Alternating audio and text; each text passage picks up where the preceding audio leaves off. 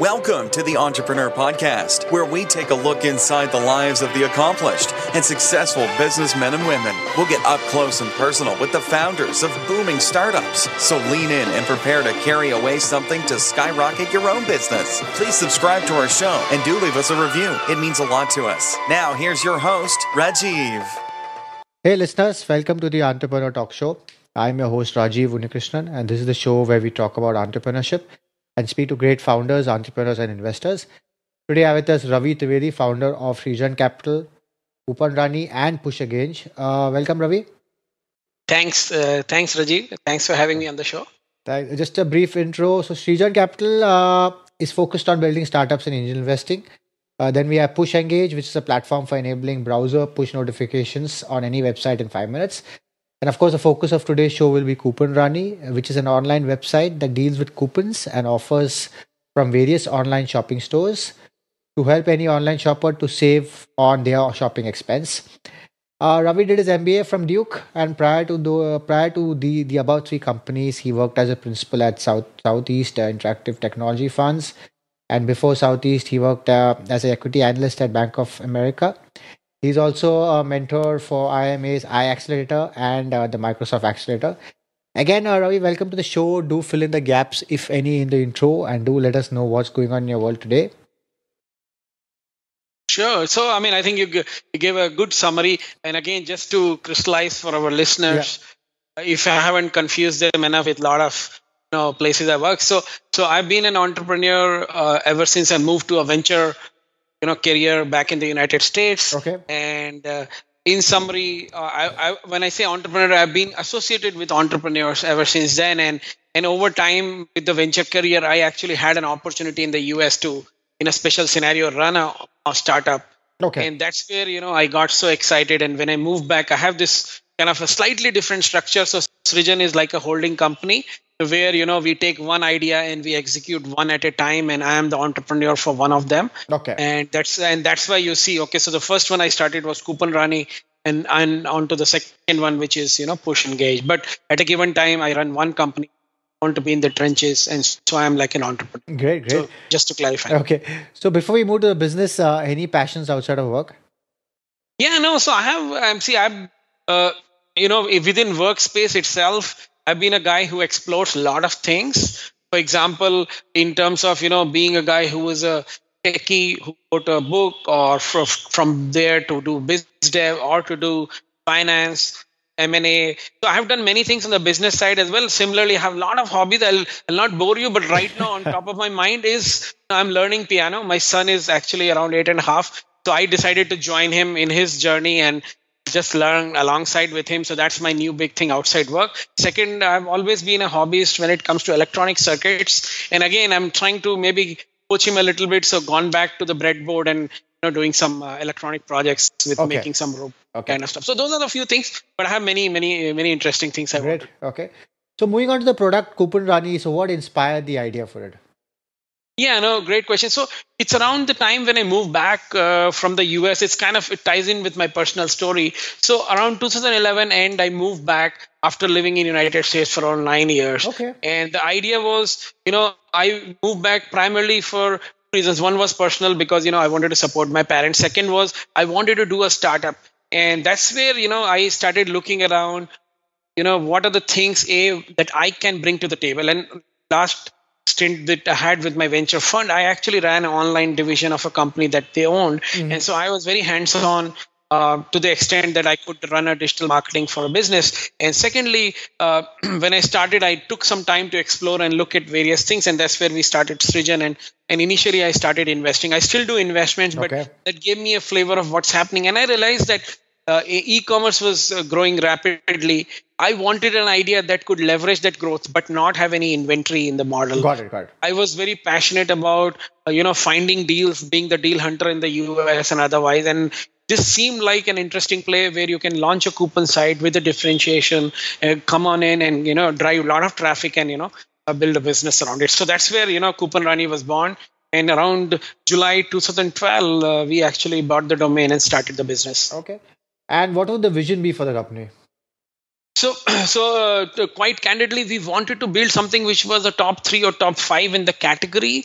And the other portion of the vision was especially that consumers they get frustrated when they're looking for coupons for two reasons. We found one was either the coupon would not be working and somebody was just spamming them and saying 90% off when there wasn't such a deal, and second was most people were not testing and checking the coupons and giving enough exhaustive. So we wanted to solve that pain point and get the shoppers happy. Yeah. And secondly, like I said, we wanted to be top 5, and thirdly we knew, as I mean, this is the overarching goal as Srijan Capital was, we wanted to build a cash business for our what is called. So my vision for Srijan has been, we have a cash business, and I have openly talked about it, and that cash business then later can take help me take bigger risks. Correct. Build a cash business, get the cash coming in, so that now I can take more high risk, high return. So this was kind of the anchor, if you may, for Srijan Capital Coupon Rani, because this was going to be that cash business we started. Okay, got it. And said, okay, let's build it as a cash flow. So the reason why I bring it up is the way you build a cash flow business versus the way you will build a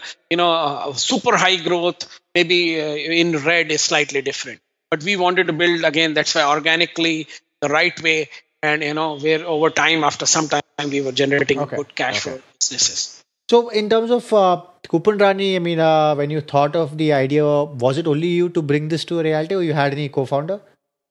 So, I mean, unfortunately, I did not get enough folks when I moved back. See, when I started, I was, in 2012, I was around 36 years old, right? Mm-hmm. And so what happens at that age, the further along, I did not have anybody, but I had some very good folks who joined in as employee number 1, kind of are like partners. And when I say kind of, except the name not being co-founder, we have, very simple, I would say, profit share, or in some cases equity, where they are, part of. So I had 2 folks, one from the technology side and one on the business side. Again, Sai Sarkar, who now is the general manager, who actually were early helping out. But yeah. Okay. And so when you thought of the idea, how did you validate it? Any MVP, or did you just straight away launch the site? No, so actually I had seen, let's put it this way. So having seen several, startups, like in the US, Retail Me Not, which is a large one, and actually in India, I had seen a couple of startups. It's actually interesting that around a year back, I had seen a startup for investment in the same space, in the couponing space. Right? Where I was still investing. So I had done the groundwork. I was very bullish. For some reasons, the investment did not take place because the founder did not raise a professional round. He raised a friends round, and so we did not participate. And so having done the research, that research portion was kind of taken care. But for me, it was more around, okay, is this that I want to do for next 5 year or 10 year? Is this my strength? Is this something that will make me happy waking up? And that's where, we said, okay, fine now. And so then we jumped. So the day I mentioned July, that's when we jumped. But probably we did research for last 2 prior to that. Okay. So in terms of the site, is this a simple search and discover site? Yeah. So what we offer is, so you're right.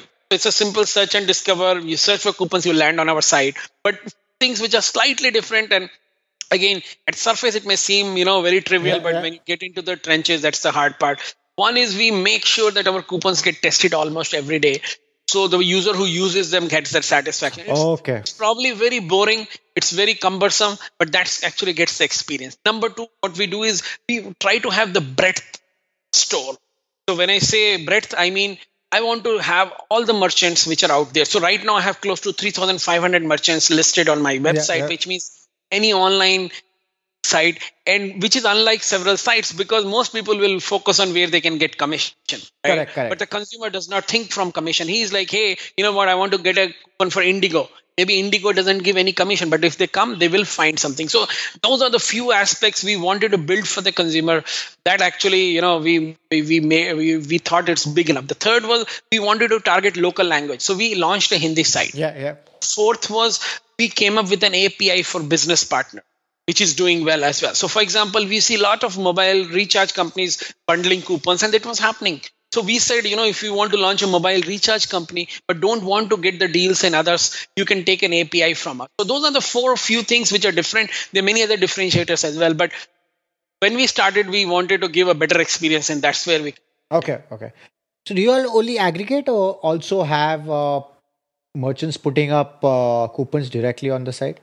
So all models are there. So we have actually a merchant panel where a direct merchant whom we tie up with actually can log in and kind of upload it, their merchant, and then our editorial team will validate it. We can get through emails. So all of the methods are there, but we have a panel for our merchant. Got it.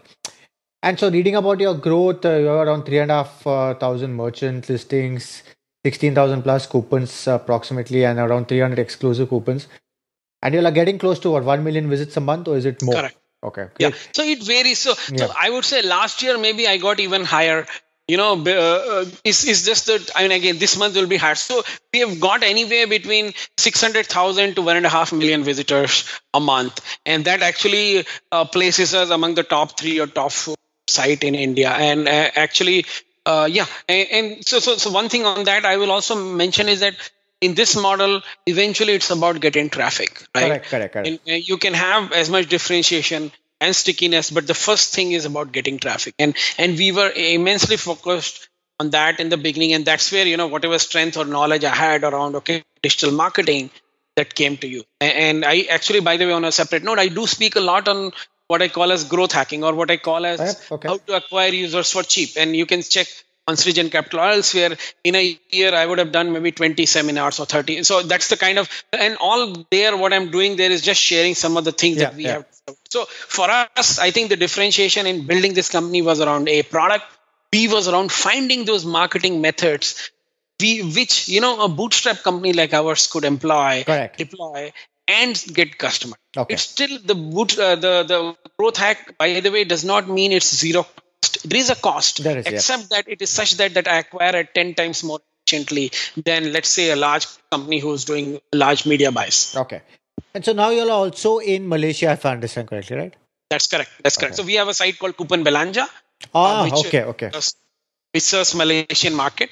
Again, it's named after the local names. That's correct. And that's with tying up with someone, or it's again on your own? No, again, it's totally us. So the way we think about tie-ups is you could build so there are two specific models in this space. One is around B2B, which is you build it and then you have a tie-up where somebody sub-hosts it. We have been mostly around the direct model, which is B2C, because that's where we think our strength is. And so it's again direct model. Consumers in Malaysia search for it and find it and come and they actually get a coupon. So in terms of tie-ups, what we do on the other side, which is with the merchants, right? So of course we try to do more tie-ups and try to see if we can get at least one exclusive coupon on my platform so people can remember that I got this extra, which was not there anywhere. That's the key part. So those tie-ups are like with Amazon, Flipkart, Snapdeal, Paytm, etc. Okay, got it. Yeah. So, and some of them are actually, I would say that some of those tie-ups are getting is hard, but for example, for that thing that you mentioned, Amazon, there have been times when Amazon has done exclusive coupons in India, and we have got those coupons on our platform. We were among the few who got chosen to have those, is what I would say. So that's the thing, right? Once you get scale, you're able to get exclusivity in some very good coupons on your platform. So in terms of revenue model, it's simple. Your URL gets tracked and the merchant pays you. Yeah, so revenue model is straightforward. It is what we call as affiliate or a commission-based model. A user comes, goes to the merchant site, buys a product, and for every product that gets purchased and delivered, we get a revenue share. And apart from that, the only other model that exists is some amount of advertising, which could be either AdSense or any direct media buys we may sell. But that's not the significant. The significant portion always is, around this revenue share or commissions. And so your coupons are all for online stores only? That's correct. We made a call. We have seen, you will see a mix of sites, some doing offline as well. Correct. But we made a call that we will do online stores only because offline economics are very different, requires a large amount of capital. And there are some other, nuances to it. And we wanted to stay focused and do much better here. So I can do, 3,600 or 4,000 store listing in, a few months, as opposed to doing only 2,000 online and like 10,000. So I think your traffic numbers, because of that, you've been able to stay above the competition, right? Primarily. Yeah.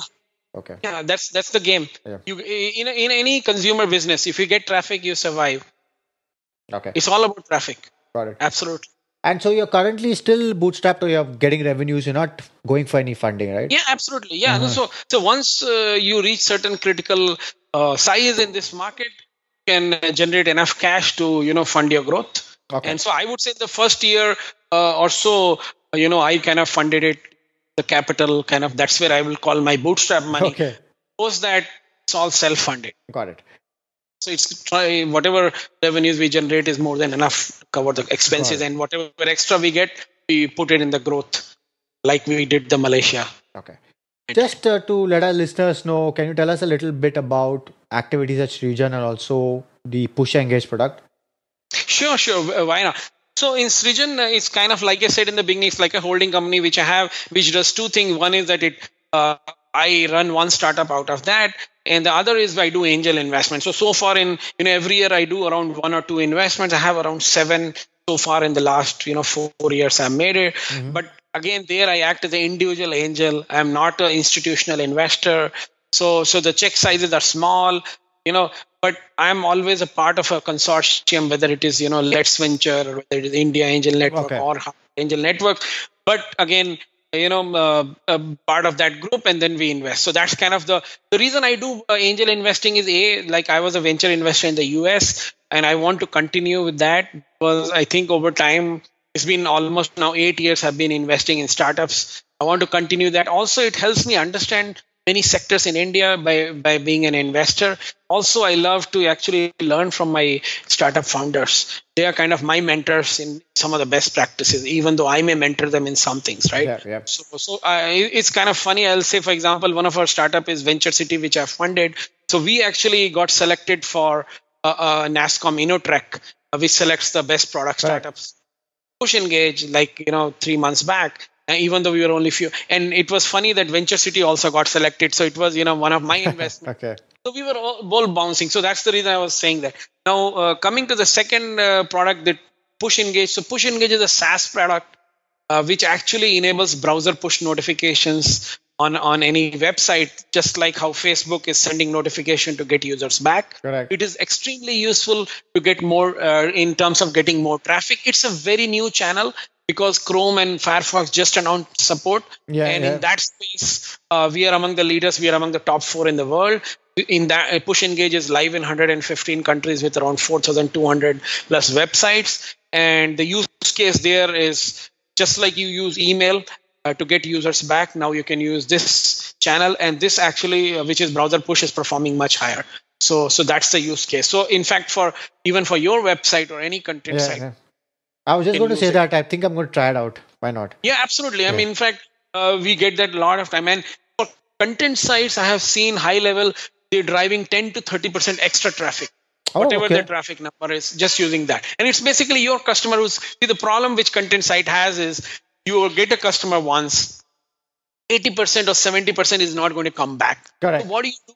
Get that user back. He was your user who remembers you. So there are 3 things you can do. One is you can collect email, but the email opt-ins are much lower because you have to type in and people may not trust you. Here it's a single click opt-in and push, browser push. So your opt-ins are higher. Second is retargeting, which obviously means you have to pay some money to Google or Facebook retargeting.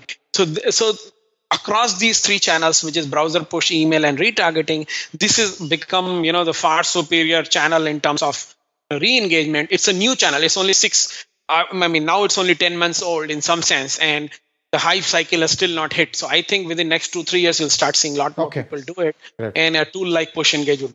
Okay. So you've been in so many startups and of course have your own funding company also. So what are the challenges you've seen over time in the startup community in India? See, there are several. I would say even though I do some investments, I will still categorize myself as 90% entrepreneur. Correct. So what I see is no different than, in fact, our office is not swanky at all. It is like a bootstrap startup. So there is no difference at all. I mean, just want to make that clear so that people don't, think of, because there is a difference when, let's say, you have $1 million and you do things, right? Correct. But I mean, the reason I am also somewhat of an investor is because I never invested in buying a house. I didn't get locked into the EMI business. If I got into the EMI, I'd probably be happy with the house, but then looking out for other investors. That's the only difference I will say. Now, coming to a question around challenges, there are several of them. Number one becomes is, like you were asking, did you get a co-founder?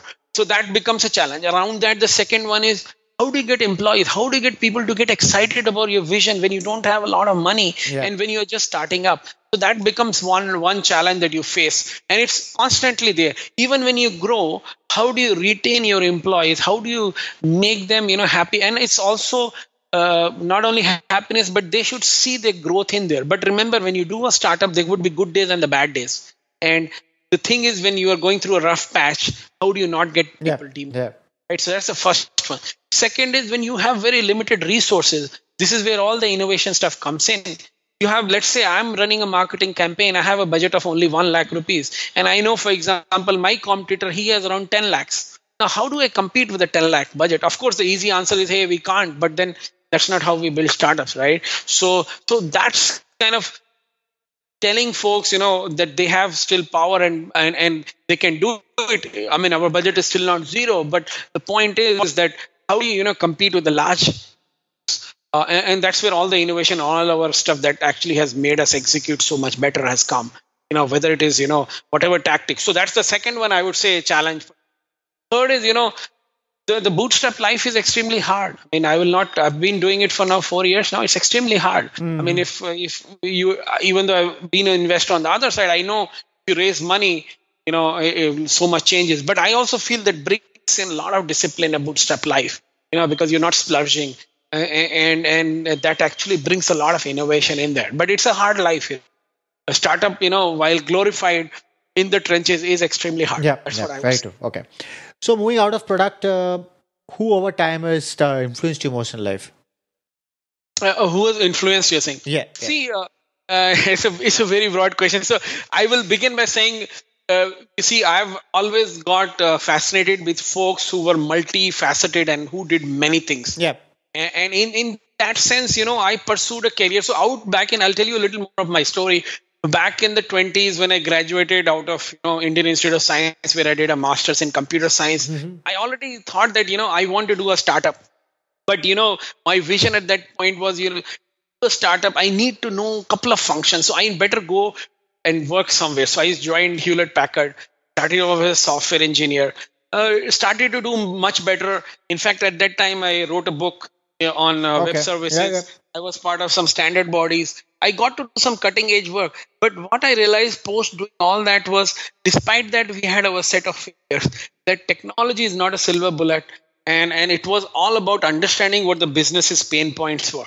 And that made me actually switch to a business development and a pre-sales line. I was actually managed to do that switch without an MBA, which was very hard. Yeah. I did that for a few years, ran it, and then, I felt I better get an MBA to kind of get this side pushed. So I did that. Then post MBA, I kind of decided, during MBA days, I realized that finance was such a good, interesting stuff and my passion, or rather I was so numbers oriented that I decided to pursue a Wall Street career. So I was a stock analyst for Bank of America post my MBA. So my MBA was at Duke, which was a US university right now ranked top. So I ended up doing that. Again, there over time I realized that lot of you probably end up making a lot of money, but in terms of my satisfaction, I was more looking for longer term horizon investing.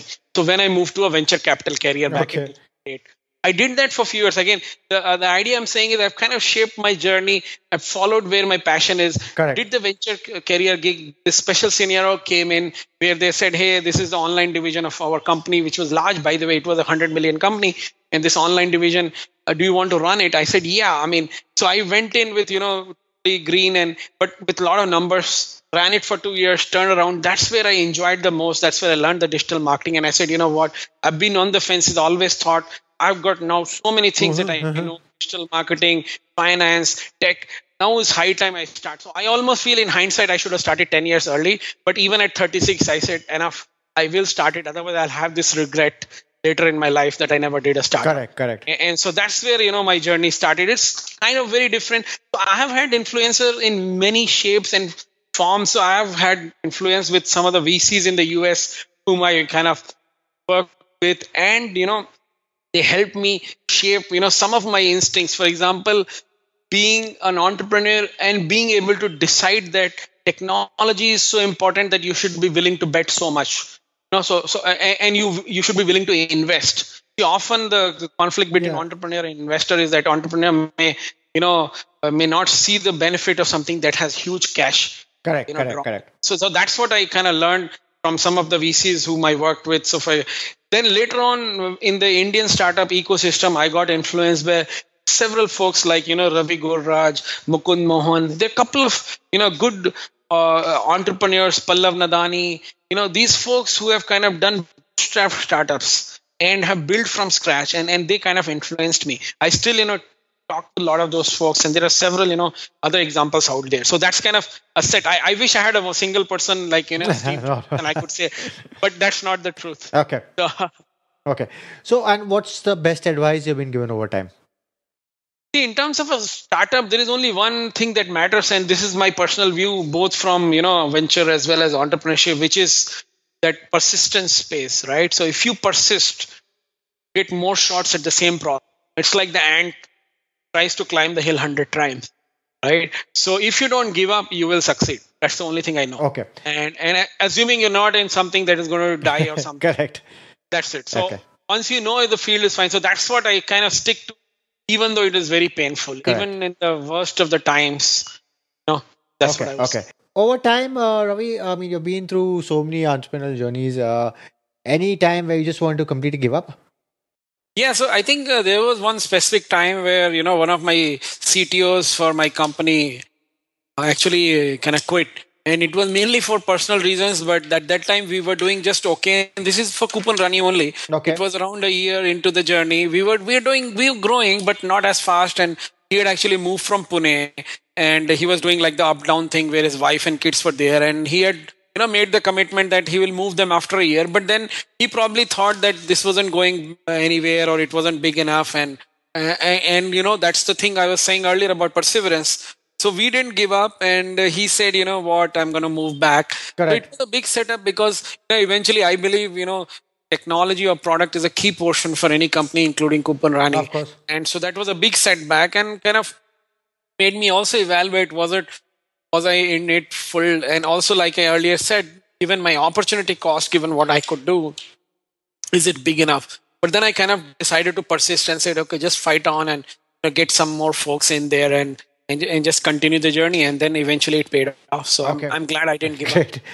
And in terms of like at present, anything new or any new feature coming up that's getting you and the team really excited?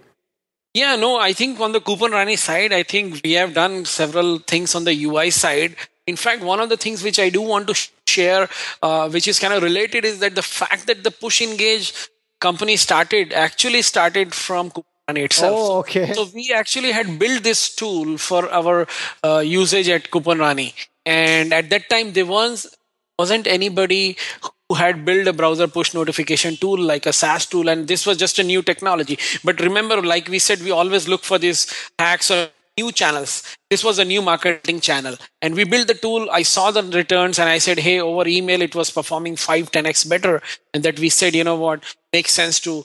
So similar to that. So again, so in some sense, there are some marketing ideas which may maybe lead into some spin-off and something. That is one set. Of course, internally, we continue to do some more work on, improving the accuracy of the coupons that we have. Even Correct. though we've done a lot, what can we do on a automated and semi-automated manner? And that's where, we spend a lot of time, apart from the user experience and, matching the coupon to the right thing. For example, you may be looking for a jeans, but then which is the best coupon for jeans is still a very hard problem. Correct. That nobody has actually solved in some sense accurately. So some of those we kind of work on, and we hope to, make some good breakthroughs on those. Okay, great.